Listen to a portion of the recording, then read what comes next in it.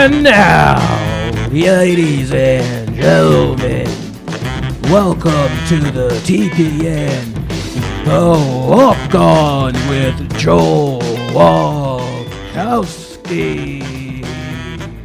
Hello, listeners. Hello, viewers. Lace up those hiking boots, because it is time to walk on. I am Joel Walkoski in the betting bunker for the Props Network. Joining me, as always, the man in the booth, my techie trekkie. Give a warm regards to our announcer today, Brian Allen Mitchell. Trying things. I don't know a lot about stuff, but I'm trying it. Woo! That was guttural. That was some caveman announcing. Welcome to the Walk On. This is Joel Walkoski. I didn't know you had it in you. I've known this straight-laced, mild-mannered guy for 10 years, and I get the road rage voice here in the betting basement. That's a good start to the show. Thank you. I thought I did a pretty bang-up job there. I'll get better, That's how it is. Cleveland, we just get better and better. Yeah, It might not be great first. Might be not the great right off the bat, but we'll get there. Cleveland improvements, the 80-year plan, folks. The 80-year, yes, the 100-year war, as we all like to say. But, just got to add it on there. Yeah, you're the most proud Clevelander this side of Drew Carey. And honestly, if it weren't for this ridiculous MLB bubble and the AL Central being as competitive as it was, I would love to see you in the Drew Carey seats at the World Series. Wow, I wish the Cleveland hasn't lost 7 games in a row, but we're getting there. Yeah, but losing games in the AL Central, that's as good as winning a game in the AL East. That is true. Best division in baseball, my Tigers, the young champions, the Cubs. Are we calling them that? I think you can, yeah. Wait, we don't want that. We don't want to appropriate that losing, alcoholic Chicago culture. We want to be the steadfast, pristine Motor City Kitties. Motor City Kitties. I like it. I like a little Motor City Kitty. I think that. Yeah, and I don't know. Are we getting close to MLB baseball postseason? What? We got 20 plus games, something like that. So we're about 3 weeks away, and they just announced their plans for the MLB bubble yesterday. That's how you do it. You just prepare. You don't prepare. You're just we got a couple hotels, and we're going to go at this Best Western. We're just going to hang out there. Yeah, I don't understand the division between the leagues. It's in a bubble. They're separated from everyone, but still they decided to put the NL in Texas, the AL in California, and where is it? No, I don't believe this. You don't believe? Oh, I thought I was wrong. No, I'm learning this for the first time from you. It's such a convoluted plan. They want to keep everyone safe and in one place and draw the NBA model. But of course, it's Major League Baseball, so the NL and the AL can't be in the same place.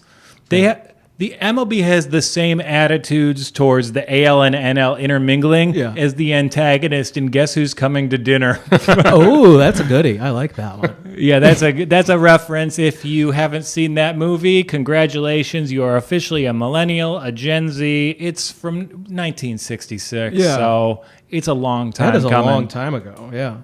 But hey. It's good that you know your history. That's the big thing. A lot of people don't know their history. So, pulling things out of from the 60s, it's pretty good. Pretty good, Joel. Yeah, I am the same guy. Pilot episode, I knew the interest rate on Rockets owner Tillman Fertitta's loan, and it was no surprise to see him ghost Mike D'Antoni. He didn't respond. Mike D'Antoni got eliminated with the Rockets, and then, he didn't call, he didn't answer text, and finally Mike D'Antoni just quit. It's great to see the owner of $1 billion enterprise treat his head coach the way I treated girls in college. You weren't a stand-up citizen in college? Well, no. It's just you turn into a jerk. You let them make the first move. No. I never did that. I was excuse me, miss. Hello, I can fix your computer, and then we can maybe kiss. It's up to you, I'm talking about, I'm okay getting in the door. I'm a gentleman in terms of fostering relations, but in terms of ending things, I'm a Rockets owner all the way. I've turned every woman junior year into Mike D'Antoni. Oh my goodness. Which is amazing because I only lasted 7 seconds or less. Hey, we got something in common. It's full circle. Gosh, Steve Nash is going to be a bad coach here in Brooklyn. Oh yeah, he's going to look nice. He's going to have some great suits, but that's it. Yeah, That's pretty much it. He's going to have the scotch and soda suits. He'll be the most Brooklyn tailored head coach the NBA has ever seen. What neighborhood will Steve Nash post up in? Well, he already lives in Brooklyn. They hired him. Yeah, basically on the line we have the producer extraordinaire, head of the Props Network, Sammy Kotler. Sam. Hey now. And the thing about the Nash hire that I hate is they let Kyrie Irving and Kevin Durant make the decision, and it's like, it's okay to let your superstar make decisions if your superstar doesn't believe the earth is flat. That's number one. That's like number one priority thing you check off in an interview. It's like, you like Columbus Day? I don't like you. But do you think the earth is flat? Okay. I think we can make you make decisions. I think you can make all the global decisions for us, please. We need to roll tape. When we get the Props Network intern here at the Walk On, we got to roll on Brian's job interview. What are your attitudes towards Columbus Day? I think it's a fair thing, you know? It's a fair thing to ask. I would argue that question in an interview Yeah. is discriminatory against Italians. Why? I think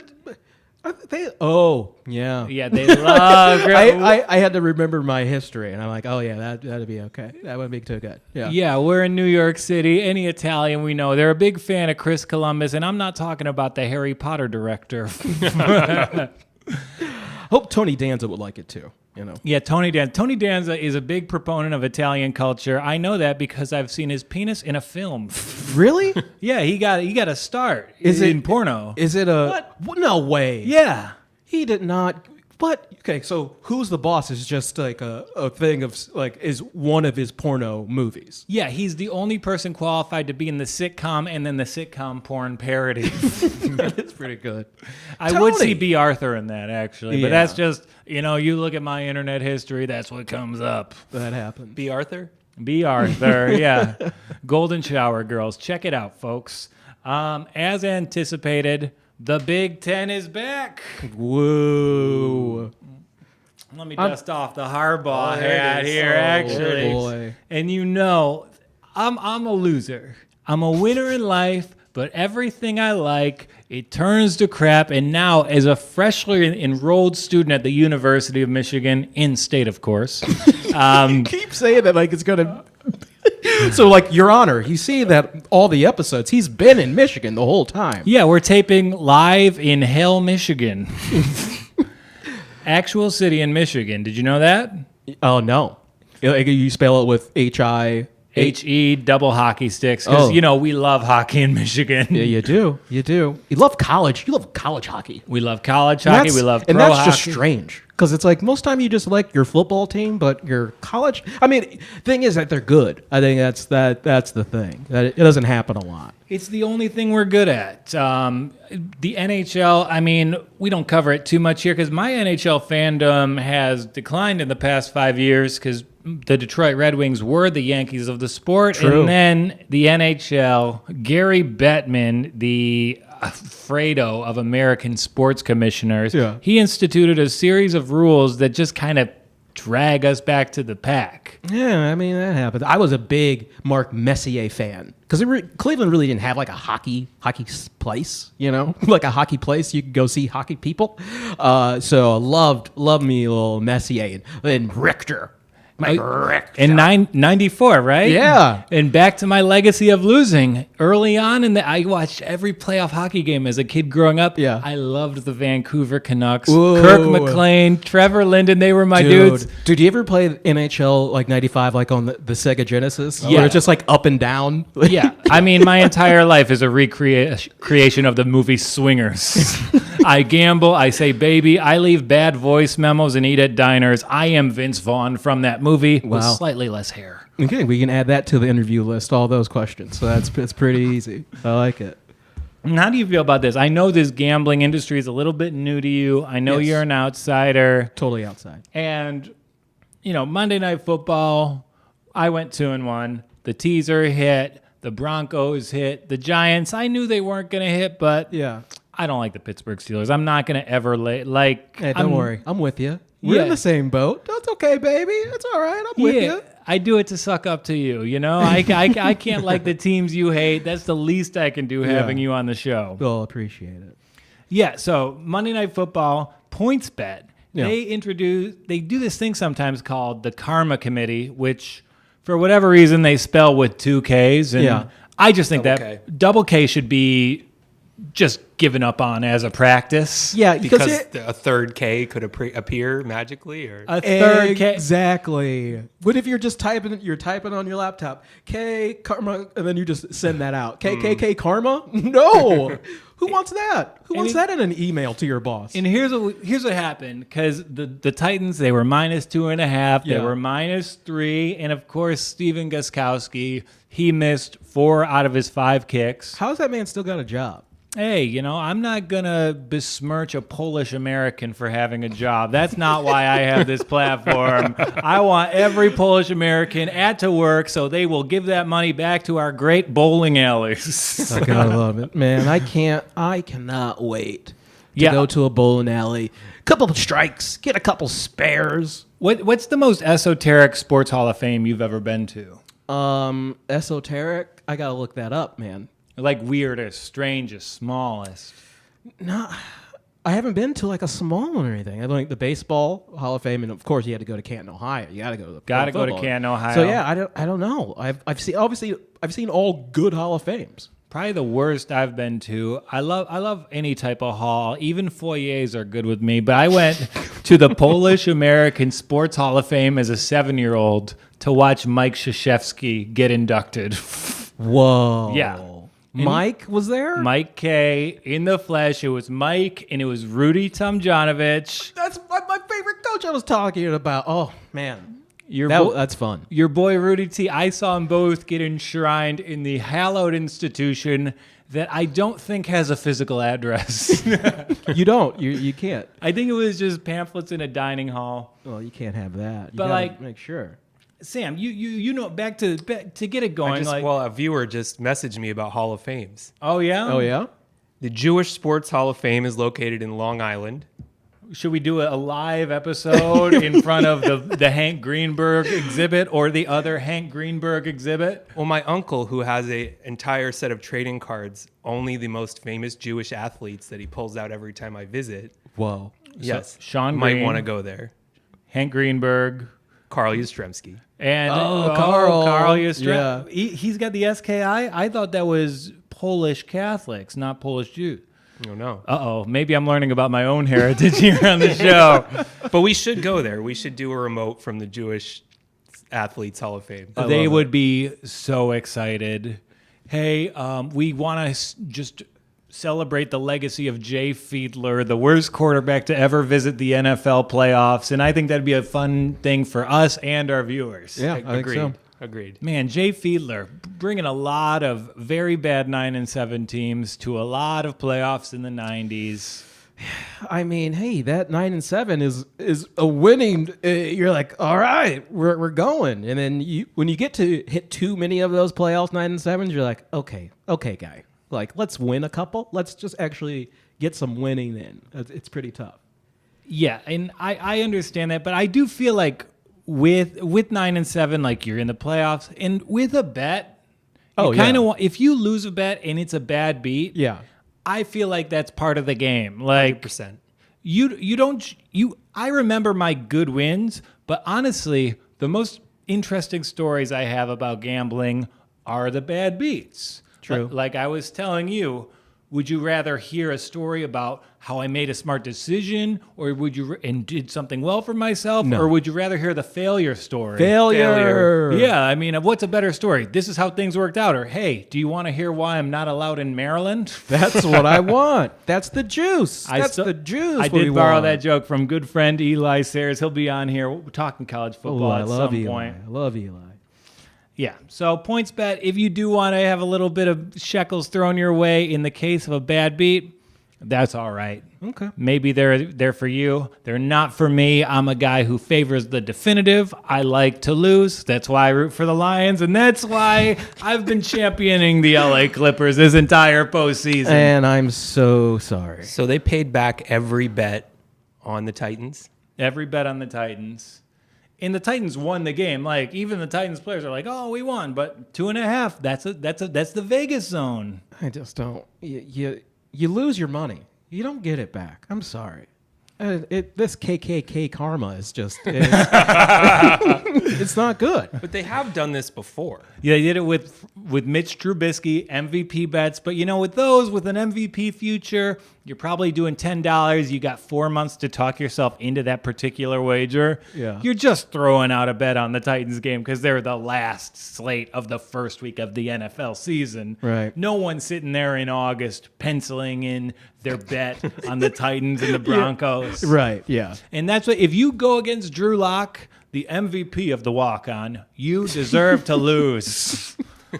I mean, I was watching some of that Broncos game. He looked okay. He looked okay, but you know what? Yeah. His rookie receiver, Jerry Jeudy, one of the best collegiate wide receivers of Yeah. all time, didn't do him any favors. That's true. But you know what? I'm kind of bullish on how Judy's going to be moving forward. That dude got so open against a good secondary. Yeah. Hands weren't there. A bit of the yips, but That's okay, because I really...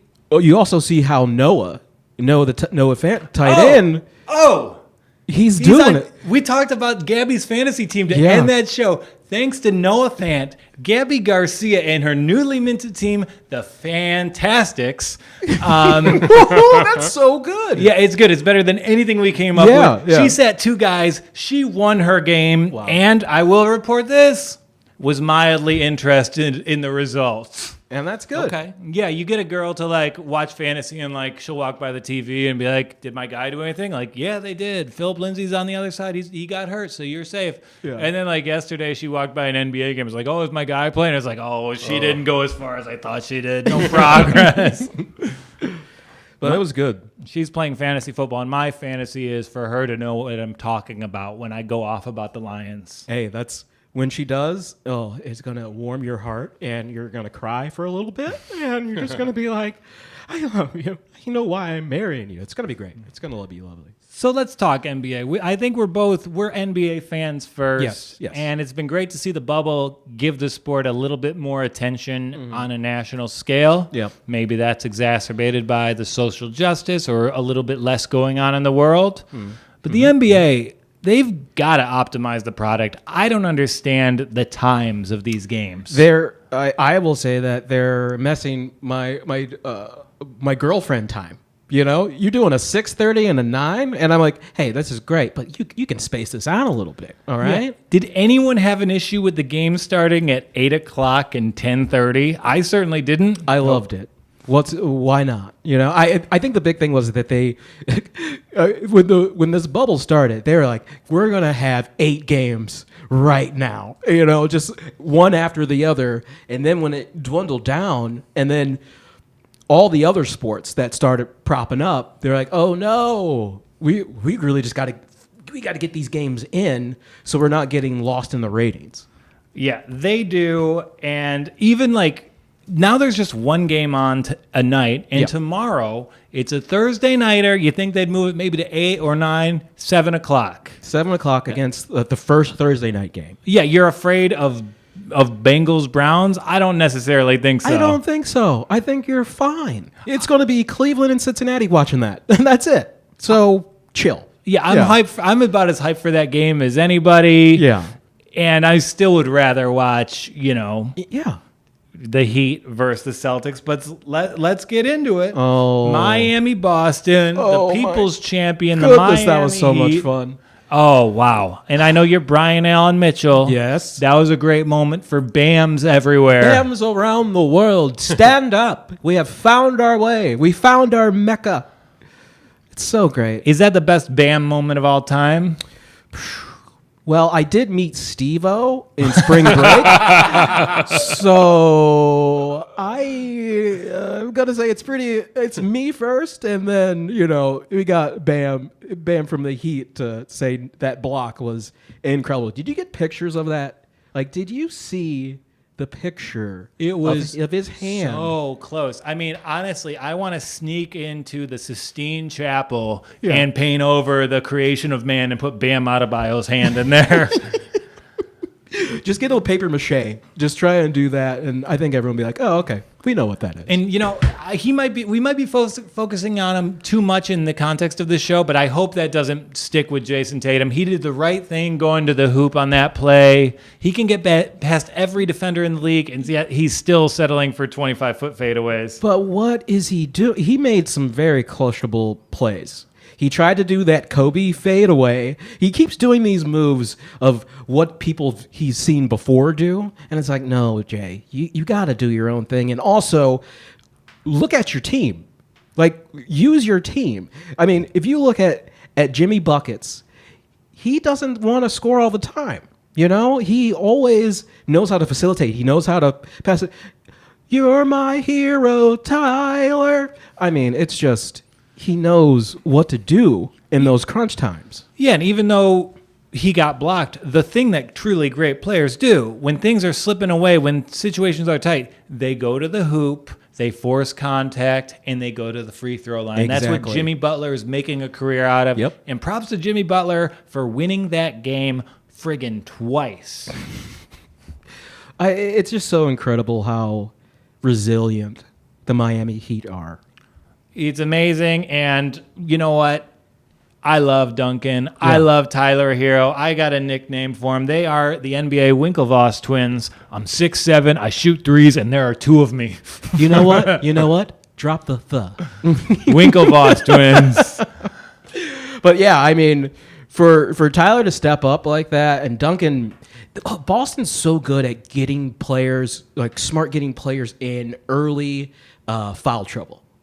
Just they know how to just do it correctly, and when they got Duncan in trouble, it was like like this is like right off the bat, like 2 minutes in, and Duncan's got 2 fouls already. Yeah, and Duncan's like kind of like the offense for Miami was very bad in that game. Yes. Rebounding was extremely strange in that game, and you know what?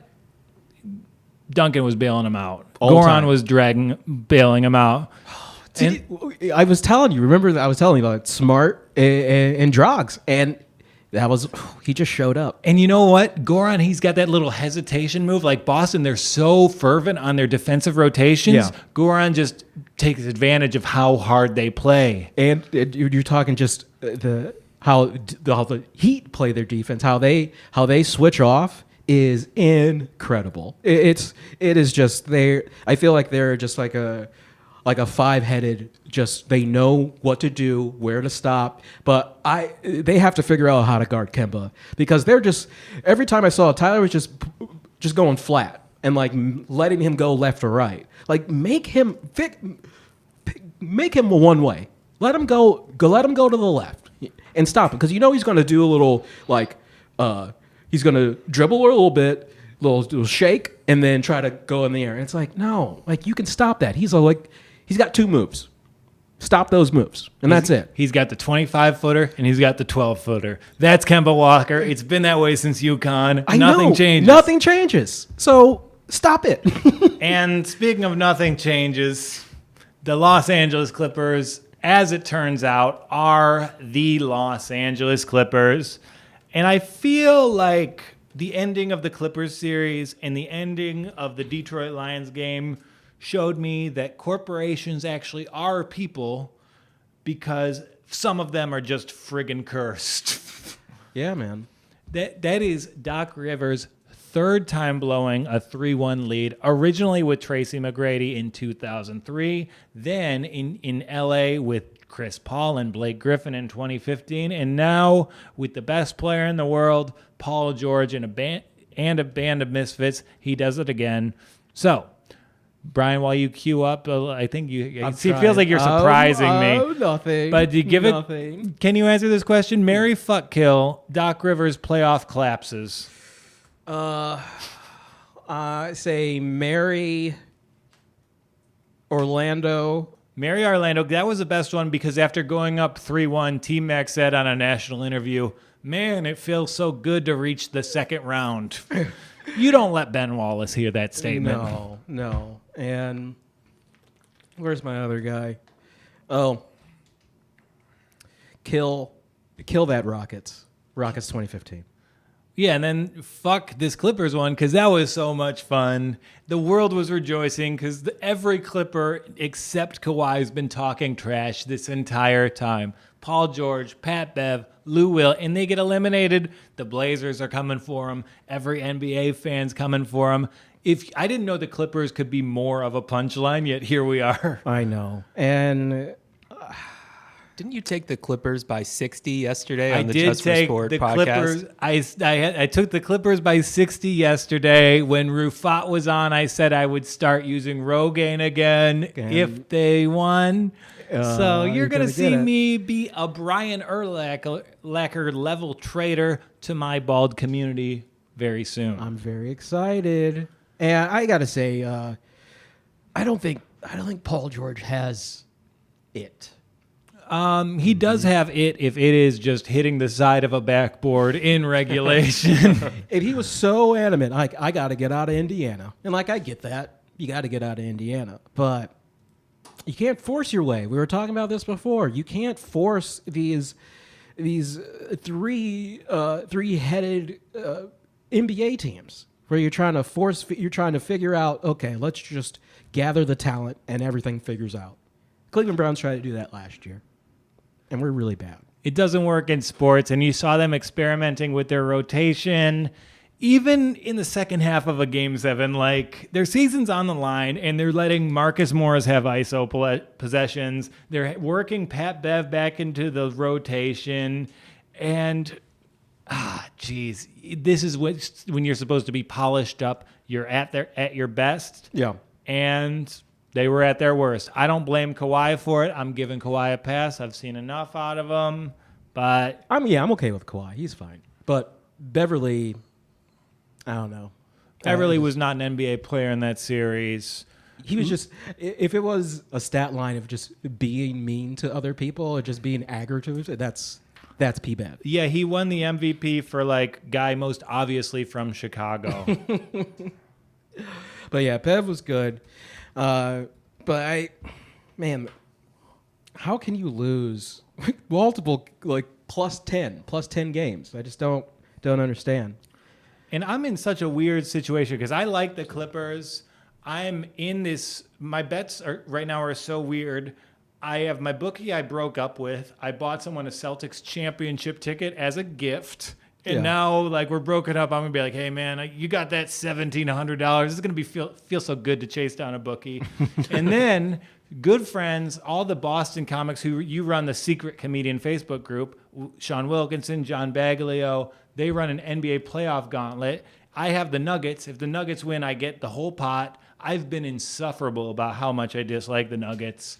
Even yesterday in the feed, I was like, I'm rooting for the Clippers. So basically, I'm wrong about everything, but these stupid bets may bail out how bad my gambling's been on the Clippers. I'm still waiting for Rufat. So when he gets back, he's got, he just wanted to talk to you a little bit. Okay. But we're just still waiting for him to get on. But. And while we are here, while you get that sorted, I'll let him trash talk me just a little bit. And let's go into a beautiful ad read. Are you located in a sport with legal online sports betting? Don't make a bet this season before you visit thepropsnetwork.com. Thepropsnetwork.com has you covered with free bets and special bonus deals from all the top U.S. online sportsbooks. Get $30 free bets and a $600 risk-free bet at Unibet. Claim up to a $1,000 signing bonus bundle deal from DraftKings Sportsbook. Support DraftKings. Their stock is through the roof today. Or $53 a share. I got 31 of them. Or you can try PointsBet Sportsbook with 4 risk-free bets totaling up to $1,000. The Props Network is also the only betting news site with live NFL and NBA odds for every game. So you can shop the comps and you'll know you're getting the biggest payout possible before you lock in your bet. So do your bankroll a favor and check out thepropsnetwork.com. You must be 21 or older to bet online, and if you or someone you know have a gambling problem, call 1-800-GAMBLER today. We got Rufat to rub my nose in it? Not yet. Still hasn't. Excuse me. Still waiting for him to hit the Zoom link. so we can keep on trucking. If we get there, we get there. And like, really, we have fun on this show. We talking about things that we have a level of expertise, but sometimes, like I talked about falling in love with tennis this past year. Yes. Mm-hmm. And, you know, Sam, I know you're a big golf guy. I love it. That's why you're always in khakis. I literally got upset with Brittany recently for buying me khakis and suggesting that I golf in them. That's a good idea. Honestly, I had to bike over, but if I didn't, I was gonna wear some khakis in honor of Jim Harbaugh. Then I would just have the whole wardrobe. So I love khakis. I'm Old Navy. I got some blue. I got some regular khaki. It's just a nice thing. A little tuck in my shirt a little bit. You know, have fun. It's great. Everyone calls me sir. It's awesome. And they think you work at Best Buy. They do. They're like, "What's your password? Can I fix your password?" Even if Brian didn't work at Best Buy, he would want to be in something called the Geek Squad. Dude, you don't understand. Like in college, how much I wanted to be in the Geek Squad. I thought it was like my Air Force. I thought this was like the best thing in the world, but you know they didn't accept me. It's fine. You know, seeing your motor skills, it's a good thing that is your Air Force. I'm not letting you drive a plane. That's good. You probably shouldn't let me either because I call it driving a plane. Whoops. Okay. So, Sam, U.S. Open, it starts Thursday. It's close. It's Long Island, right? Right up the road. What's the course? It's called Winged Foot. Winged Foot. It's in, how do you say it? Shinnecock. No. Mamaroneck? Mamaroneck. What's Shinnecock? Is that another course? Shinnecock's Long Island, where they had the U.S. Open 2 years ago. And is this also in Long Island? Or No, is this is north. This is like Metro North, up above Rye, maybe 40 minutes from here. We could go. We could stand outside the gate. Ooh, and there's if you're ever driving from New York to that neck of the woods, all of the best pizza in the world is up there. Yes. We're talking Frank Pepe's. We're talking Colony Grill. So we could make a day Papa of it. John's. Brian. Okay. I'm from the Midwest. That's all the best we got. Okay? No, it's not the best we got. We've got Detroit-style pizza. We've got Buddies all over the state of Michigan. Even Hungry Howie's is superior to Hungry. I loved Hungry Howie's. That was my college favorite because they had like flavored crust, you know? And you get that garlic. Butter Oh, cheese. Man. Butter cheese. Wow. I would just house a whole pizza by myself. I love that. Okay, so Sam, I know you pay me my salary, and it's not enough, to be honest. It's not. No. Not with the work I do. So I need to multiply it. So I need to make my first golf bet. Okay. You've never made a golf bet. I've never made a golf bet. Have you ever thought about making a golf bet? I've bet on putt-putt. So before. personally, you have gambled on your own. I've bet on myself and lost. It's the equivalent of going to grad school. So you want to make your first golf bet on the U.S. Open this week. What is your level of knowledge of the PGA Tour right now, would you say? I know probably 10 to 15 golfers. I know Dustin Johnson is king of the world. I know John Rahm is just a feisty competitor who's always in the mix. And I know that Bryson De Chambeau is on steroids. I think now he's on carbs mostly. Oh, he's loading up. Well, let's start with Bryson. I was going to go to him later, but since you brought him up, he's got no chance this week. So let's just cross him off our list. Why doesn't he have a chance? He crushes the ball 360 yards. He does, but here's the thing about hitting it 360 yards. Dustin Johnson and 25 other guys out there hit it 340 or 50 yards.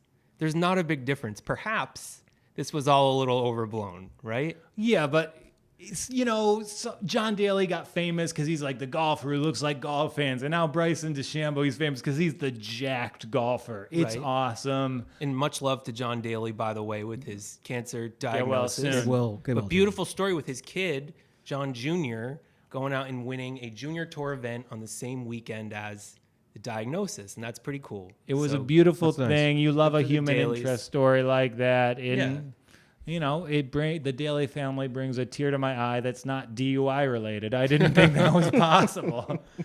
So Bryson, let's just start with Bryson and why we're crossing him off the list. Perhaps putting on 40 pounds of muscle during the quarantine, during the pandemic, and then thinking you could keep that up during the PGA Tour restart schedule, which has been super compact. These guys travel in golf and that's it. Can you imagine putting on 40 pounds of muscle and then maintaining that under those circumstances? What's going to happen to your Hell body? no. It seems like the reasons why I'm shorting the Tampa Bay Bucks and Rob Gronkowski Yeah. this season. And then you watch Bryson, and he does not look comfortable in his body anymore. He came out of quarantine. He looked like a finely tuned machine, blasting it off the tee. But now you watch him, he's starting to look doughy, and he's starting to look like he's just not comfortable. He has no touch. So if you can hit it out there 360, that's great. But if you can't hit a wedge, you can't dial in your wedge to hit it 40 or 50 yards, how are you going to be successful in the PGA Tour? Yeah, and as an outsider, like the athleticism in golf is not necessarily strength or speed. It's being able to do the same motion every single time. That's Exactly. the gift. Like there's a reason Steph Curry has a golf background. Yes, and the strength helps, but you gotta have control, and you have to be comfortable in your body and be able to repeat that motion. To me, Bryson De Chambeau, on top of being a dick, it just doesn't look like he has it anymore. I think this golf course, if you don't know much about the PGA and majors, the U.S. Open is the hardest one. Okay, by far. How is it always the hardest one if it moves to a different course every time? Because the USGA, first of all, they pick hard golf courses to begin with the exception maybe being Pebble Beach, which is not that. It's hard, but it's not hard like Shinnecock is, or like this week at Winged Foot is going to be. So they pick hard golf courses to begin with, but then they adapt the conditions to be as menacing as possible. So you're going to see rough that's ankle deep. You're going to see fairways that have been brought in to be more narrow. Tees in the hardest places. Greens purposely not watered so that they dry out and are more firm and difficult. So the U.S. Open is always the hardest tournament of the year, in my opinion. And it's more, as opposed to the average tour event, it's more of an endurance test than it is a race to make the most birdies. A couple weeks ago, we saw Dustin Johnson go 30 under par in a 72-hole tournament at the Northern Trust, right? 30 under par. That sounds like me playing Tiger Woods like back in the day. That is very much a Tiger Woods score. Yeah. That's not going to happen this week. It is possible, based on what we've seen on social media, based on the conditions that we're hearing about, that the winning score of this tournament could very well be 2 under par, even over par could win this tournament. And is there a line for the winner's score? Yeah, you can take props on the winner's score. Okay, I like that. I like throwing down where it's just kind of like cheering for everyone to have a bad time on the course. It's a good, if someone goes in the sand trap every time, that's good for me. Sure. Check out DraftKings, check out PointsBet. Unibet actually is one of the best books for betting on golf. And you'll see a ton of props, but really the fun, and it's fun to bet top 10s. It's fun to bet top 5s, head-to-head matchups. Really, if you really want to enjoy your weekend, I feel like outrights are the way to go. We want to bet outright winners. Yes. And that's normally what I'll do is take, say I have $100 for my bankroll to bet on golf. I'm going to split that up before the tournament. I'm going to cover 6 or 7 guys that they think have a chance, maybe ranging from about 12 to 1 to about 60 or 80 to 1, right? I'm not doing that this week, and we're going to get to why. But I feel like I want to update you a little bit on like some of the other guys that you may have heard of. And is Tiger Woods going to win? As a black man, I'm like, Tiger Woods is going to win. Tiger Woods has no chance in this golf tournament. Dang. In fact, as a Filipino man, is Vijay Singh going to win? I don't believe Vijay Singh. First of all, he's from Fiji. Oh, dang. I can't pull myself out of that hole. Second of all, he is old. And he's not playing. I don't think he's in this, but shout out to VJ. So no, Tiger Woods to me has no chance today or on this weekend at the U.S. Open. We haven't seen a lot of Tiger. He's only shown up for, I believe, 3 events since the restart. Yeah. Golf is not a game where you can just show up every once in a while and win, especially in U.S. Open conditions. I would not invest in Tiger this week. And nor would I invest in many of the other top players out there. Who else do you know? I know Brooks Koepka. Brooks Koepka is hurt. Not even playing. Okay. I know Rory McIlroy. Rory McIlroy, all he has done since the restart is procreate. So He's doing great. Yeah, he's got a good score. Yeah. And then, okay, how about, the patron saint of gamblers, Phil Mickelson himself? Phil is 50 now. He's crazy. He's also moonlighting on the senior tour part-time because 50 is the age where you go to the senior tour. But spiritually, he's probably the guy who likes golf the most. Yes. I guess he's the guy who enjoys golf the most. He's now playing on 2 tours. Yeah, that's a lot. And if it's such a truncated schedule, the fact that he's moonlighting at all, that's incredible to me. Right. He's also wearing aviators and sometimes golfing in a full button-down shirt while carrying a coffee thermos. And here's the thing. My family moved onto a golf cart when I was 10, and I didn't have any friends, and I always kind of held it against golf. And I thought every golfer was lame because the kids in that neighborhood weren't as cool. But Right. Phil Mickelson, he's got to be one of the coolest athletes alive right now. The coolest guy, the best social media. If you're not Best following social Phil, media. What? I follow Follow Phil on Phil. Twitter. It's Oh crazy. my goodness, I have to do And that. you would Phil is never, great. you would never look at that guy. Find out his name is Phil Mickelson, and he turns out he's kind of like a likable version of Michael Jordan. No way! I can't wait. and probably a similar gambling issue to Michael Oh, Jordan. gotta be worse. It's amazing he's got both But parents. but we can rule Phil out. Phil has no chance. One of his famous meltdowns was actually at this same course. Years ago at Winged Foot. But he has no chance this week. I would maybe take him to make the cut, but I would not invest anything more in Phil. Same with Rory. Justin Thomas is a guy you've probably heard of. 14-1, right? So Justin Thomas is 14-1. That is correct. That puts him third in the odds. Very good early on after the pandemic. Not driving it very well recently. Just gets by on good breaks with his short game. Especially at that number, I won't be investing in Justin Thomas. I also will not be investing in. Have you heard of this young kid, Colin Morikawa? I have heard of Colin Morikawa. This kid is an assassin sent to destroy the PGA Tour. He will not do that this week. And why don't you think he'll do that this week? Well, we just saw him win his first major in his first full year as a tour player at the PGA Championship just a few weeks ago. That was at Harding Park in San Francisco, a couple miles from where he went to college. Oh, so he probably played that course a And million there's a times. big difference between West Coast and East Coast golf. Kind of like West Coast and East Coast comedy. Like people Very in New much. York, they write, there's great punchlines, whereas LA comics are all Chris D'Elia. And also in Mighty Ducks too. You had all the East, and then Keenan comes, and what you got? You got the knuckle puck. It's pretty good. Not to brag, I got the same pot dealer as Keenan. Someone wants to hop on real quick. Oh boy. We can come back to golf. Can you put your headphones on, Joel? Yeah, I'll put the headphones on. They're a little tangled. Hello. Hello. Oh boy, is this my good friend, the Azerbaijani assassin Rufat Agayev? This is him. Well, I understand you wanted to talk, and I would like to congratulate you, first of all, on your Lakers winning the NBA championship late last night. No, I don't think we won. I think you can't count out this team, this very Soviet led team. I wouldn't count myself out, so I'm not going to count the Nuggets out. How many players on the Nuggets are you blood relatives with?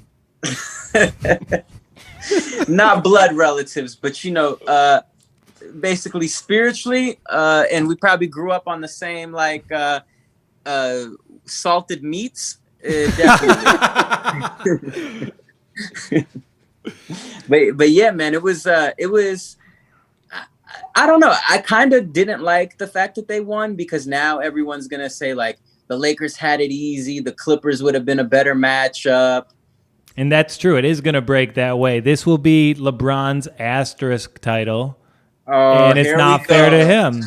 No, I'm here to make the peace with you. I actually invited you on, and I wanted to apologize. I overestimated Kawhi Leonard, and I underestimated how poorly run and how cursed that Clippers organization is. You're the only one who saw this coming. I mean, the signs were there from even that championship year last year that Kawhi had. He likes to give his, I just don't think he's a guy that's like, I wouldn't want to say that he's not clutch, but he's not a late game time guy. I know he hit that one bouncy shot against the Sixers, but the Sixers have been doomed to fail since they've been in the NBA. So that doesn't really count. Yeah, but I mean, you can't put that on Kawhi last night. Like, this entire season, I've been wondering why JaMychal Green looks like he's about to cry, and it turns out he's just psychic. He knew this was coming the whole time. He was terrible. Paul George was terrible. Bev was terrible. Lou was terrible. Kawhi, he wasn't the best, but he looked a little injured to me. Pandemic P. No, and I think that's what happens with a team that doesn't stick to their guns and that doesn't have a solid 1-2 punch. I just don't think that they have a solid 1-2 punch. A lot of people, when you would talk about the Clippers, the one thing that they would always bring up is they got so many pieces. I just don't think that's always the way to win. I think the Nuggets always started winning and came back from 3-1 when they figured out that it was going to be Murray and Jokic that were going to get them there. Yeah, and it's crazy because if you put the 2019 Clippers in that series up 3-1, they're going to the conference finals right now. They just tried to do too much. Yeah. Do they really run a system there, or do they kind of just switch the pace of the game based on the many different people that they have? Like, sometimes they'll run the pick and roll with Lou Williams and Montrezl Harrell, but like, do they really have a system that they really were running this year? Nah, and I've given the Lakers so much crap about not having an organizational philosophy. Meanwhile, trying every philosophy is worse than no philosophy. I agree. I think we buckled down since the start of the season. The Lakers have made, LeBron James the facilitator. And some nights he gets hot and outscores AD, but for the most part, AD is going to carry a load of the scoring. And that defense is looking good. I don't know. And this is their series. No one left in the playoffs can guard Anthony Davis. So I say, congratulations, Rufat. I will buy you that ring, and I will start using Rogaine per our wager. Please do, man. Please do. It'll definitely add, a couple little extra hairs to the front. You could maybe start getting a haircut like Doc Rivers. I think that'd be no. Well, all right. I'm a lot like Doc Rivers. We're both in a very dark place right now. I just happen to be in a basement.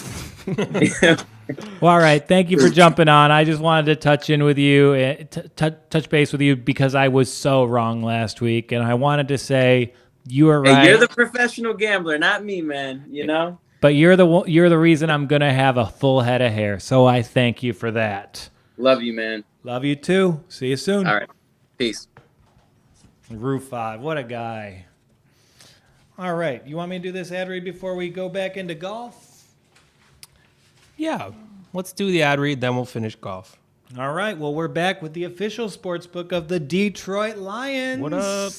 You shouldn't be allowed to bet on them on a BetMGM Sportsbook. They're live for legal betting in Colorado, Indiana, Nevada, New Jersey, West Virginia.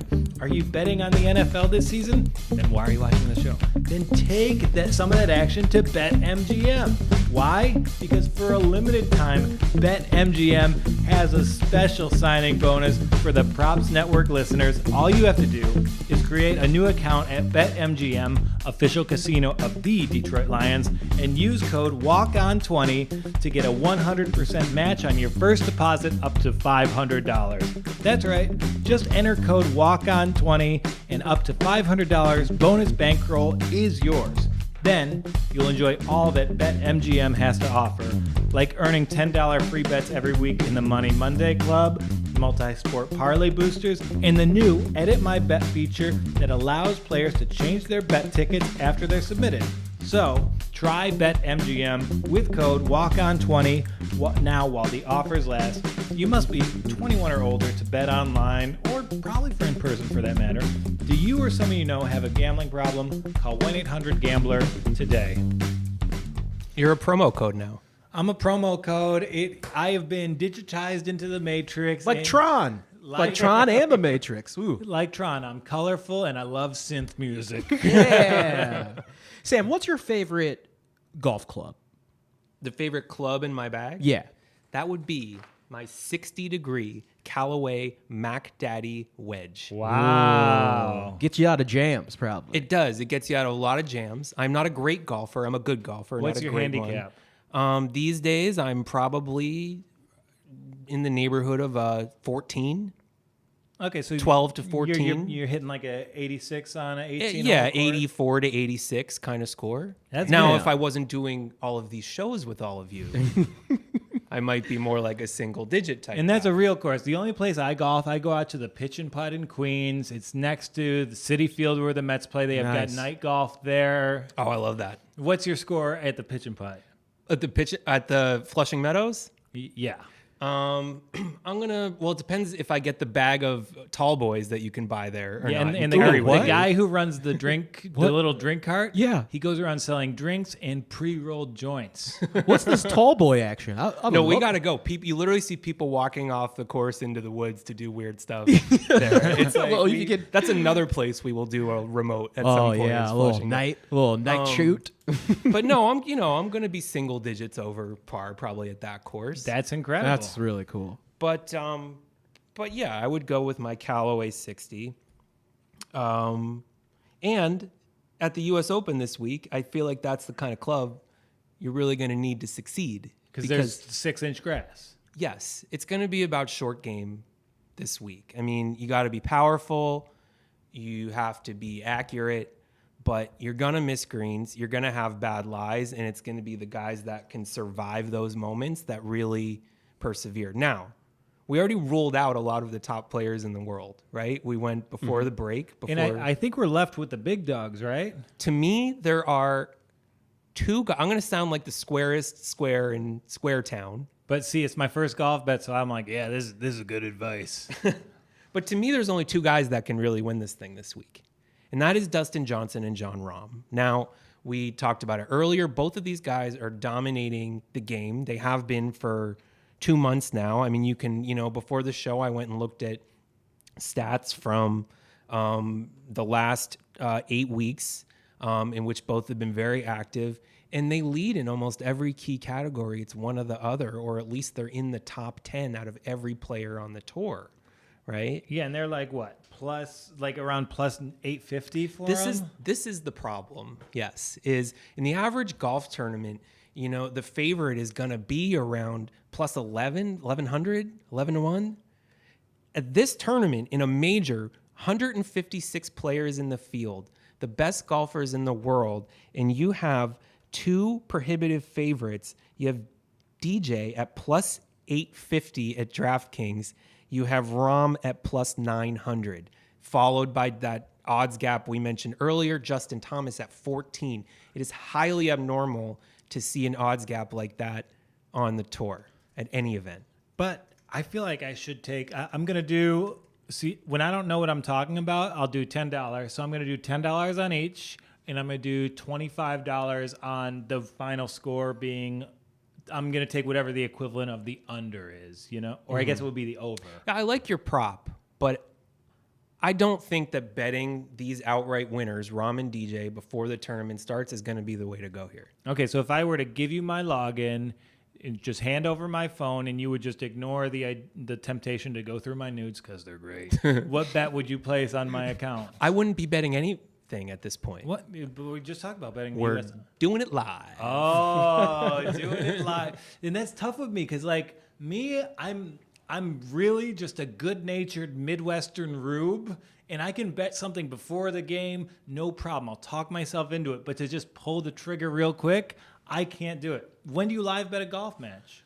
Well, we got to keep a few things in mind. So first of all, to me, these odds, while I'm not buying them at that price, are not that crazy. These two guys really are dominating to a level where the odds makers have probably priced it pretty accurately for the likelihood that one of these two players will win, okay?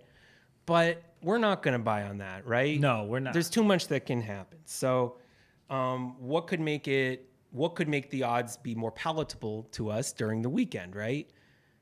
Let's just take a trip to Tangentville. What time is this tournament going to end? What time is it going to end? Yeah, it's going to end on Sunday. What time Sunday? It's going to end probably around 6:30 p.m. on Sunday. And that, for sports fans, clear your calendar. Sunday from 4 to 9 o'clock. You not only have the later slate of the NFL this week, which features Kansas City, which features Baltimore at a desperate Texans team. You also have the final round of the U.S. Open and the NBA Conference Finals. That's a good evening, and we don't even have billions to look forward to. And there could be a NFL PGA parlay to consider here too. Well, how do you parlay when you're live betting You parlay the live line with perhaps not the Eagles. Well, not the Eagles. We're going against them in our professional gambler video this week. That's for sure. And Donnie and I both bet it. So we're in deep on the Rams. So here's the thing to keep in mind and why I am confident that we will get better prices on DJ and Rahm if we wait and do not make this bet before the tournament, right? So there's tee times in golf, right? Both DJ and Rahm have afternoon tee times on Thursday.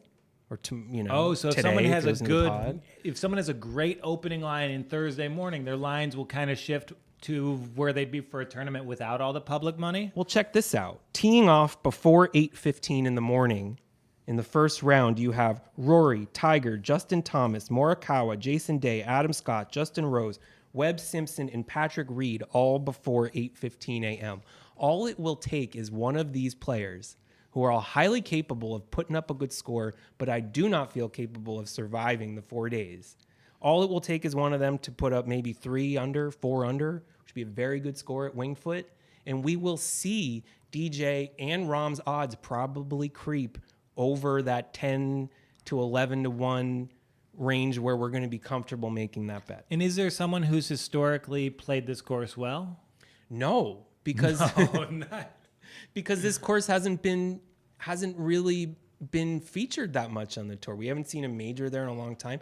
I always look at course history, and as I looked, it was only veteran players, Phil, Tiger, guys that have been around a long time, and they might have 4-8 rounds max played at this course. So the course history doesn't tell us anything, right? And we also know that both DJ and Rahm have been there to scout the place. Yes, everyone's there throughout the week leading up. We know they both took the week off after their wins recently. They went to the course. They checked it out. They played rounds there by themselves. I have no concern about course history or course knowledge being an issue with them, right? I wish my professors had that same insights. Do I need to know this stuff? No, that would be a great exchange. I was very nervous about one of my courses, Accounting 505, and I went on with my professor. And I taught last week. I went to his hours. He turns out he's a sports bettor. I talked him out of betting on the Tampa Bay Buccaneers last weekend. Wow. So we're good. I mean, I go to Michigan, so there's a lot of Tom Brady homers here in Michigan. Yeah. But Rahm, who really is the one that I'm focused on, right? To me, Rahm, if I had to pick the two head-to-head, okay, I'm taking Rahm all day. I like the short game. I like the attitude. If DJ's putter has been exceptionally hot, all it will take is that cooling off just a little bit, and he's not going to win. Also, Dustin Johnson has won 21 times. He has one major. Okay, so he's maybe a little bit of Greg Norman 2.0? Maybe. We watched him blow the PGA Championship just a few weeks ago by not being aggressive enough in the final round. After sending it to extra, that was before that. The one where I called you, where I was screaming, jumping around my living room, thinking I had won my bet on Dustin Johnson, and then he makes a crazy putt. Rahm comes out in the first playoff hole and dumps a 66-footer in to lose the bet and crush my dreams. And but anyway, enough about me. So so I'm highly focused on Rahm, and here's the thing about Rahm. He storms from behind. 2 weeks ago, BMW Championship, he opened around 12-1 to win, right? He shot 75 and 71 on Thursday and Friday. Bad scores on a much easier course, right? You see he kind of corrects 75 to 71. What did he shoot round 3? Oh, so get this. Round 3, 66. Round 4, 64. Ooh. We saw people cashing tickets on Rahm, live bet tickets at 45 to 65 to 1. That's incredible. So if he's got that kind of track record, maybe Friday afternoon he makes the cut, he's in the hunt. That's when you place it. If Rahm makes the cut and we see him 6, even 7 shots back, that is a green light to me. Can I just pitch this idea? Yes. It works for golf. It works for MLB. I probably won't watch an entire event, but if I got an alert on my phone every time John Rahm is teeing off, every time Mike Trout is at bat, I would watch every time. Make that happen with your streaming services, dog. It's me, the consumer. I want to buy your products. Just make that product exist for me. I think they have that. Baseball doesn't? Oh, well, I think golf has it. Another reason why golf is great. All right. Well, you could just be in charge of all my finances. Place my bets, purchase my subscriptions. We'll be good. I'll work for free if you just become my financial advisor for content consumption. Well, Pornhub Premium is free now, I think. So you know, that's one you can cross off your list. Yeah, but I'm trying to watch less porn and focus on my relationships. So, That's nice. Yeah. So I feel we will get an opportunity. It could be Friday. It could be Saturday morning. I will text you that we're going to live bet Rahm. We're possibly going to do the same with DJ, but I don't think we'll ever see like those really long odds on DJ. Durant. They're where you want to put your money. And speaking of like being smart about where you put your money, you got to go to the Props Network. We have the best insights. We arrange this content in an interesting way. We've got walk-on shows Monday and Wednesday. We've got the prop specials with Steve Clark. They'll be coming out on Friday. We've been working hard. Any of our old Pile It On listeners, Steve will be back in the mix. We'll be back every Friday with some form of NFL gambling content. And my professional gambler picks, we're filming them after this. They will be out Friday afternoon. And do me a favor. Will you subscribe to this podcast? Will you review it? Will you download it on Apple? And then if you like it on Spotify, everywhere pods are found, just don't listen. Download the thing. It helps me. This is how I put food on the table, how I put bets to my bookie. So give me some support. Follow the Props Network at Props Network HQ on Twitter and Instagram. We'll have all the updates you need there. And remember, if you're betting this season, just go to thepropsnetwork.com first. I promise, on my hand on Moses Malone's grave, that you will be glad you did. All right, we good? We got I our think next Donnie point? is ready. All right, wiring in. Joining me, joining me from the great city of Nashville, even though his heart is in Maryland, my guy, my comedy son, my co-host of An Action. Say hello to Donnie Sengstack. Hello, Joel. How you doing, buddy? I'm okay. Thank you for sticking around with us. We had a little bit of some technical difficulties with the internet here. It went out a little bit, but we are back and better than ever. How are you, baby? Hey, I'm good. That's okay. That thing never happened when we were recording the show In Action. It's not like I completely forgot to just hit the record button and we had to record a whole episode twice. No, never happened. And I do like how you decorated your room. Everything there is Maryland-based. Turned it all around. Yeah. This is the Zoom. This is the Maryland room. We got the seats from Cole Fieldhouse in here. Everything. Oh, no way. That's sick. I would be impressed once you explain what Cole Fieldhouse is. I'm sorry. Are you familiar with Len Bias? I am familiar with Len Bias. Oh, is that what he snorted off of? No.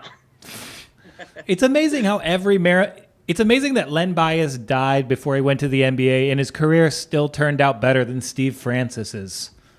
That's true. Steve Francis, Joe Smith. We've had a lot of. Yeah, I think the best NBA player to come out of Maryland was probably Steve Blake. Steve Blake was a good one. Steve Blake was on the team that won the national championship in 2002, and for little white kids who loved Maryland basketball, he was my Black Panther. Steve Blake forever.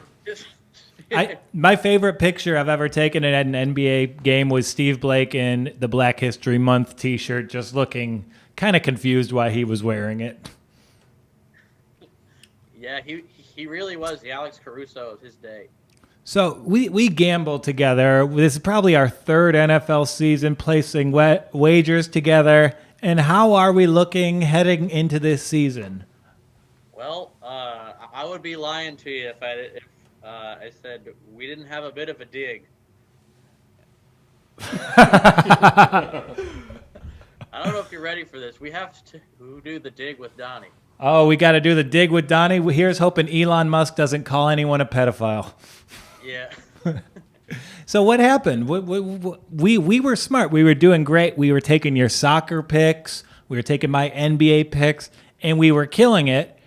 And then what happened? The Milwaukee Bucks. Yeah, until the Milwaukee Bucks. I came to you on a Tuesday afternoon. I was like, hey, it's Bucks' first playoff game. They've got to get things together. And it turns out that they didn't just sit out against Orlando in Game 4 to protest. They also sat out Game 1 to protest our financial health. Mm-hmm. They sure did. We have Giannis and the whole crew to thank for that. Hey, Donnie, can you turn up your mic a little bit for me? My mic. Yes. Hello? Okay. Watch, Donnie's just going to talk louder. Great. Yes. I sure am. Actually, that's Brian's an unintentional speech therapist. He fixed it. So yeah, we both took a bad loss on the Milwaukee Bucks. I lost a commercial gig that day. I chased it with the Lakers. I broke up with my bookie that night. And I understand you actually got out of the hole. Mm-hmm. Sure did.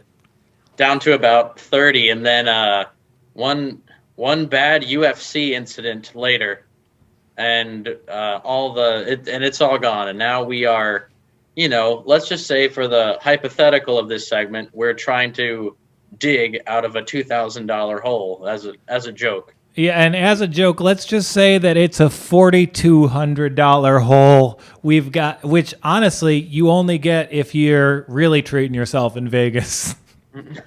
Yeah, and we got nothing. We just have more student debt. And that's honestly how we're both going to grad school in case this doesn't work out. But that was my idea. I was like, yeah, it's just more student debt. This one's given to Sally Mae. So we're climbing back out. We're in a bad spot. And let's talk about soccer gambling for a second. Why is this the perfect product to bet on during quarantine? Well, oh man, do you remember the beginning of quarantine when it was the first thing back? I remember the German Bundesliga came back before any sports. Germans figure out a solution for everything. It's kind of their downfall. Yeah, that was the initial solution. Yeah. So, but they did figure it out. They brought the Bundesliga back. Bayern was able to run away with the title, and things started to feel normal. And it was a great soccer season. They crammed everything in, and now all of a sudden soccer's back, and with basically no off season, right? Pretty much no off season. I mean, Bayern just played in the Champions League about a month ago, and in the final, a little bit less than a month ago. Is when they won the final. Yeah, that was August 19th. They played in the final. We parlayed them with the Clippers on a bet the Clippers actually came through with. They were up on a series and they won. Imagine that. Yeah, that was a good one. But they haven't lost since December of 2019. They haven't lost a single game, which is why they're fun to bet on. They're a great team for the dig. Great team for the dig. So we have Bundesliga back. We've got Premier League back. We've got La Liga back. We've got Series A back. All the big leagues. And forgive me for not knowing what the French league is. What are the biggest storylines in European soccer this year? I would say the biggest storyline is probably whether or not Messi is going to leave Barcelona. In the NBA, they would figure that out before the season. Is that somehow dragging into league play? Yeah, they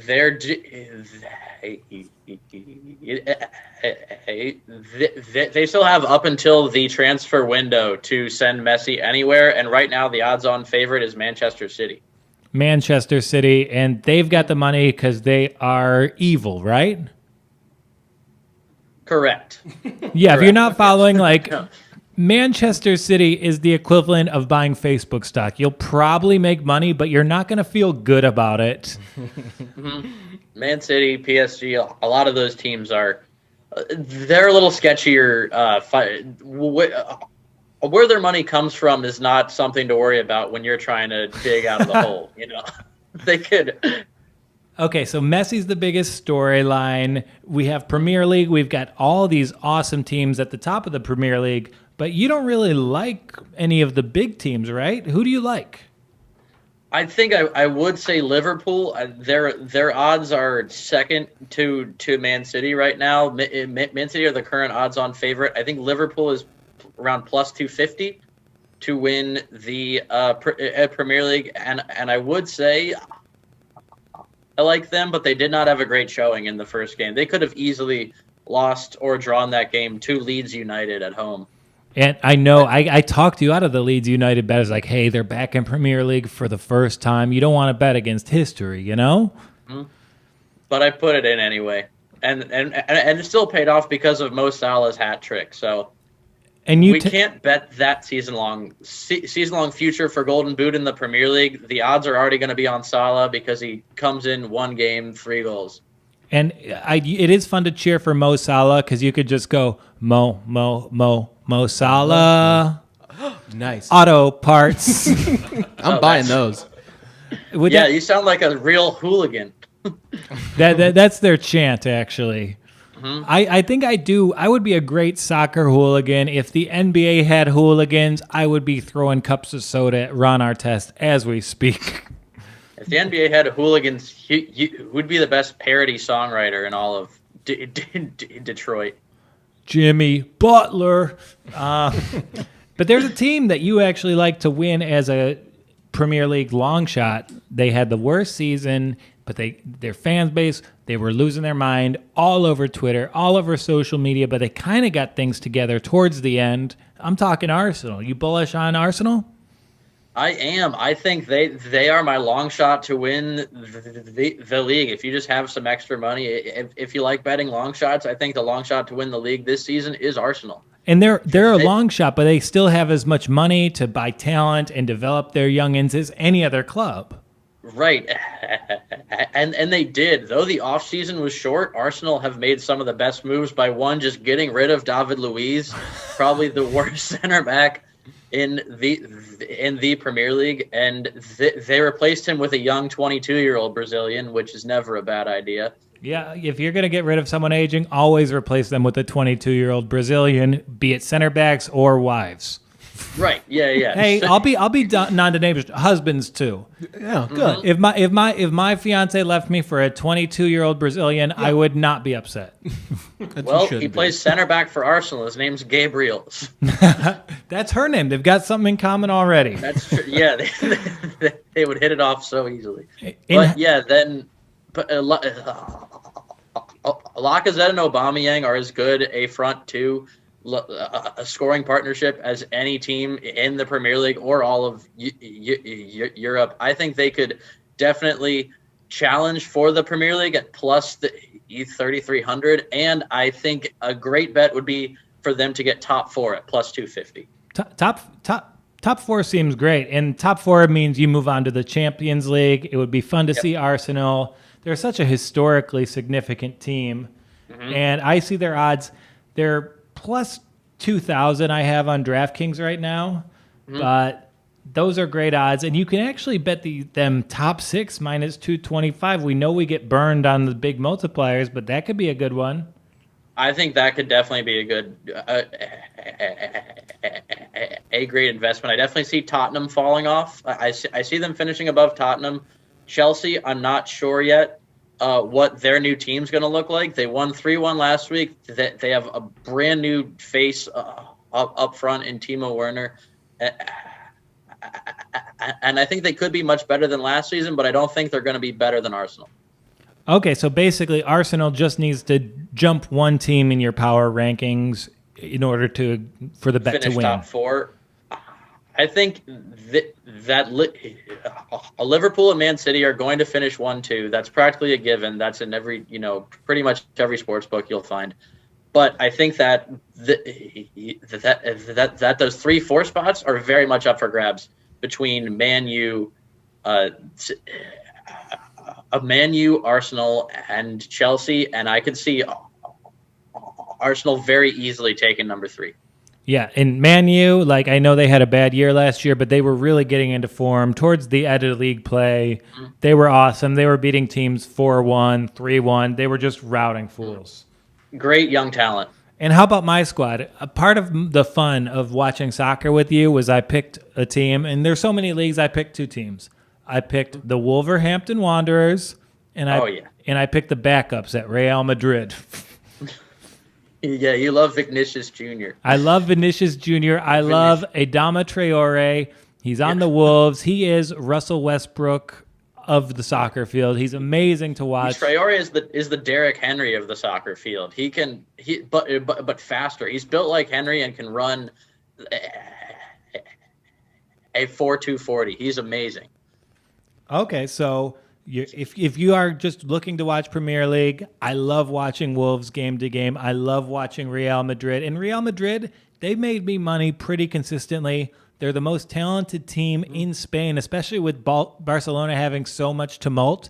So I think maybe riding them game by game. And this, if you're working from home, if you're trying to get out of this cubicle drudgery, that's the beauty of soccer to me. The games are on at 1 o'clock on weekdays. What better way to get through your torturous Zoom meeting than to bet these games in the background? Right. Bayern Schalke on Friday. Beautiful. Do that. We're both college students, so let's talk NCAA. You have your lock of the year, right? Yeah, I think so.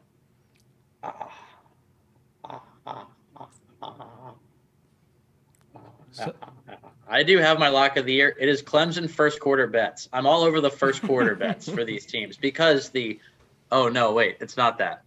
You like A&M against Vandy next weekend. Clemson I do, first. but that's all part of the bet on the teams with the most fans in the stadium.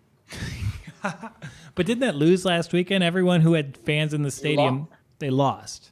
That's the problem. It lost in college. There were 2 big upsets. Florida State lost at home to Georgia Tech. Their stadium was full. Did you see that game? I did not see Florida State, Georgia Tech. It was a full stadium? It was it felt really full when you were watching on TV. There was a lot of crowd noise, screaming, yelling. And it was exciting to watch them all lose and get the virus. They lost their lives. And you know what? I don't have any good feelings about Tallahassee. I had the worst bomb of my comedy career in Tallahassee. I followed a young kid doing street jokes, and he murdered. That's tough. That sounds like the beginning of my career. Yeah, that sounds like Florida comedy. Ed Orgeron says most of his team has contracted the virus, and I think the significant part about that is that Ed Orgeron believes in the virus. Yeah. Go Bats. Worth the payoff, absolutely. So that's the beauty of Donnie, He's the comic who forces you to lean forward, listen, and then he draws you in with that stutter then. Very well written punchline. Hands off to the Don. And let's go back to the stadium. NFL teams that will let fans in the stadium were 2-0. Go Jags. Go Chiefs. Is that going to continue this week? No. No, you don't think so?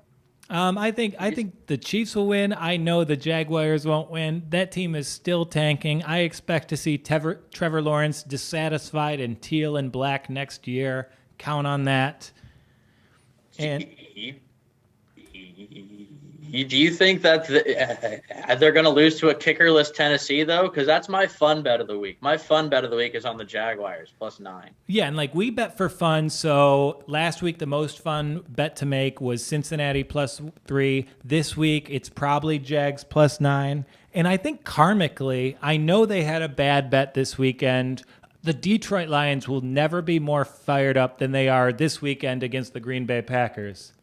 You knew me. Think so? Oh, yeah. They're playing at Green Bay. Last year they played at Green Bay. The game was fixed. There were calls in that game that were the most egregious I've seen in 25 plus years of watching sports. It's hard for me to compute because I lie about my age now. Mm-hmm. Hey, being 25 also, I think you can tell that Joel and I are very close in age. I'm not 25, I'm 31.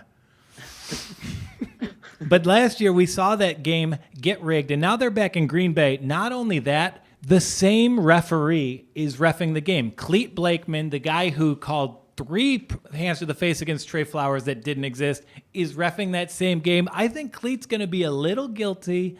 I think the NFL's saying, hey, we told the world Stafford had COVID. You're going to need to throw some flags on Green Bay for the first time in league history. Yeah, I do think that that you might be overplaying the league is going to try and make up for accusing Matt Stafford of having the coronavirus. And I believe they owe Stafford one. They can't tell the world the face of the league has coronavirus without it ramifications. That's true. That's true. What's funny, Brian?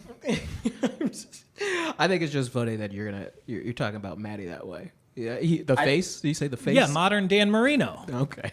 I think that honestly Baker Mayfield has a bigger say for face of the league because he's in more commercials he's in every game.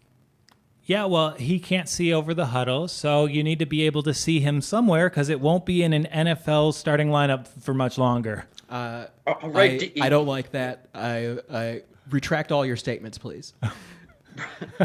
Brian, do you think he shoots those commercials during the game? What else do you do during halftime? Okay. That's true. Yeah, and honestly, watching a little bit of that Ravens game last weekend, they look good, but you pointed out how bad their run defense was. How dumb was Cleveland last week, not sticking with Chubb and Kareem Hunt? I mean, typical Cleveland. They just made all the worst decisions because they have the 2 best running backs in the league. The Ravens' run defense is not what it was. It wasn't good last year either. They destroyed Baltimore when they played them at home last year. I think Nick Chubb had almost 200 yards and 200 touchdowns, and they got away from it. They just threw the ball with Baker Mayfield when he was trying to remember his lines. Okay, so this week, I think we like a tease, right? We like the Ravens going into Houston to play Deshaun Watson and the Texans. They'll probably win that game. You're going to see a spirited effort from the Texans, and that's why we're teasing it with the Chiefs against the Chargers, 8.5. And you know what? If the Texans lose that game, I know we share a betting account. Can you agree to this? Can we bet Houston to win the division when they're 0-2? It depends on what the odds are. I think if they're over, what would you say the odds have to be? Like plus 500, plus 1,000? If the odds are in plus 200, I know that the Texans, with Deshaun Watson, I think he's probably the best player in the division by a wide margin. There's not a... No, Derrick Henry's better than Deshaun Watson. Yeah, but Derrick Henry doesn't play quarterback, and they lost interior linemen. They should have lost to Denver and our boy Drew Lock on Monday night. But I still see Tennessee winning the division. Yeah, but it's about the fun bet. And where are you living right now? Nashville, Tennessee. Yeah, there's a bunch of Titans fans right off the Zoom. I can tell it. They're just holding a knife to a Music City Miracle cutout. You think people here have knives, not guns? Like I said, I'm a good-natured Midwestern rube. I see the best in everyone. Tennessee people have knives. Ooh, speaking of Tennessee, another team in a town that covered up a COVID outbreak and didn't tell the rest of the university is Austin Peay State University. That's right up the road in Clarksville. Clarksville just lifted their mask mandate, and they are going to Cincinnati to play the Bearcats this week. I would bet everything I have on that Cincinnati first quarter, Cincinnati to win the first quarter or the entire game, depending on how huge the money line is there. Okay, so Cincinnati. I haven't bet on Cincinnati since Danny Fortson was prowling the sidelines for him. I'm just going to pull up that spread for you right now. So we have minus 33.5. Do we take the minus 33.5? They lost 55-0 to Pittsburgh last week. Austin Peay did? Yeah. Okay, we're on the 33.5. We're all about it. And you I think so. You have another pick this week that you love. You love the Cowboys. I do love the Cowboys. I do. And is this the time where I should do that joke? Are we going to put it in the video? We're going to put it in the video. I'm going to deliver that one. I'm stealing it for my own purposes. No, you got it. That one's all yours. But I do think I saw a lot of good in the Cowboys last weekend, even though they lost. That Rams team is very good. They're very good on defense. And apart from a bogus pass interference call at the end of the game, Dallas ties that up. And I'm sure that they can go into Atlanta and win by at least a touch. Yeah, and that game, I believe it's in Dallas, actually. The line is moving in our favor. You liked it when it was minus 5.5. It's moved to minus 4.5. So maybe we tease that as well. I think the Cowboys likely win. 4.5 is not a great line for me. If there's an individual team over for Dallas, I would love that. Atlanta probably has the worst defense in the league. Yeah, that sounds good. Yeah, and going through it, I think Washington. I like the Cardinals by 6.5 over Washington. I think that was more Philly falling apart and them rallying. They play slow. Arizona plays so fast. I expect them to pile it on. And then, how about the Sunday nighter, Patriots Seahawks? That's a really good one. What's the line on that? Line on that one is Patriots getting 4 points. Is it in New England? It's in Seattle. I will take Seattle. Okay. I'll take Seattle. I didn't really like the look of the Patriots. They're still solid on defense, but Cam Newton can't throw the ball. Yeah, and you know what? 4 points is probably the right spread for that game. And if you're on the Patriots, if you're on the Seahawks, I'm also on the Seahawks because we actually share an account. Yes, that's true. That's true. Am I also part of that? Yeah, you're also on the account, and like I bet the Eagles to lose to the Rams. Donnie bet the Eagles to lose to the Rams. You got to get on board. You got to bet against your Eagles to lose to the Rams. I won't. I've never done it, and I won't do it. You've done it twice. Thanks for letting me know. That's what this show is about. Spend Sam's money. Yeah. Spend Sam's money and break his heart. Yeah, watch. Sam's going to be so happy and sad at the same time when that game expires with the Eagles on top. I think it's going to expire with Aaron Donald on top of Carson Wentz. If it happens more than once, he'll be on top of Jalen Hurts. Yeah. Well, all right, Donnie, thank you for your patience. Thank you for coming on, and I think you'll be a big part of this show moving forward. I appreciate you being patient with us as we figure out the Zoom thing, and I didn't realize this, but Zoom actually works best with Wi-Fi. I didn't know. That makes sense. What were you trying before? It just went out and the Zoom was still going. It's like, I felt like the Wright brothers in my bicycle shop. Things weren't just adding up. We needed to think bigger. Yeah, that's true. Yeah, I've always said that about you. All right. Well, give my love to Mr. and Mrs. Sengstack and that girl who you on again, off again date if you're on again. Hey, wait, maybe.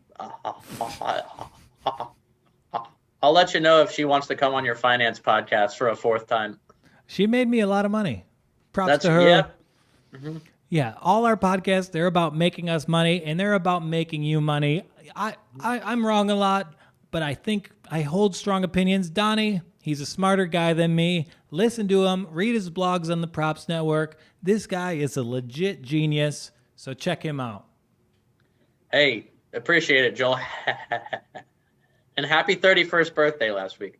Thank you. Fire Patricia. Donnie Sengstack, everybody. All right. That was our 4th episode of The Walk On. We are starting to rock on, and we are getting our talk on. Other subjects. We talked golf. We talked hockey. We talked MLB. We talked soccer. We talked NCAA football. There isn't a sport we didn't cover. If there's karate bets, we're going to have the U.S. karate team here to demonstrate moves on me. We're going to have a lot of fun here. Brian, are you going to keep having fun? Hell yeah. Steve Clark doing NFL props. And then Brian and I will be back in studio next Monday and Wednesday. Pods out Tuesday and Thursday. And the professional gambler, me, Joe Walkoski, will have his picks out this Friday. Where do we get the pod, Joel? The pod, it's on iTunes. It's on Spotify. And you know what? If you follow me on Twitter, Instagram, I'm plugging the shit out of this shit.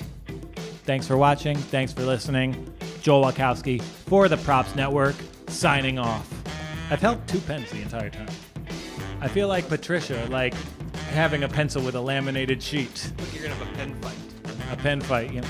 Looks like my dating life.